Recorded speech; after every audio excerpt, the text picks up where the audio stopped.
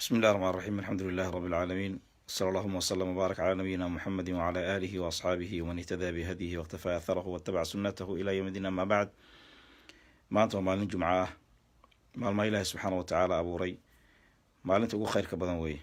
Rasuulka sal lla alay slam wuxuu yidhi, khayru yowmin طalacat calayhi shamsu yowm ljumuca. salaada fajarkuna waa salaadaha shanta ah, waxay ka mid tahay salaada ugu fadliga badan. maalintaa fadliga leh iyo salaada fadliga leh marka isku darsamaan waxaa kasoo baxaya inay fajarka maalinta jumcada ah ay noqoto salaadaha ilaahi subxaana wa tacaala agtiisa midda ugu fadli badan, ama kuwa ugu fadli badan inay kamid tahay. ibnu cumar wuxuu rasuulka warinaya sal lla alay slam, rasuulku inuu yidhi, afdalu salawaati cinda allah salaatu subxi yowma ljumucati fi jamaca. yani ilaahi subxana wa taala agtiisa salaadaha kuwa ugu fadli badan waxaa ka mid ah salaada subax ee maalinta jimcada ah oo jamaca lagu tukado. ilahi subxana wa tacala waxaan ka baryaynaa inuu waafajiyo inaan salaada jumcada ee maalinta fajarka, waxaan leeyahay maalinta jumcada salaatulfajarkeeda jamaca inaan ku tukano.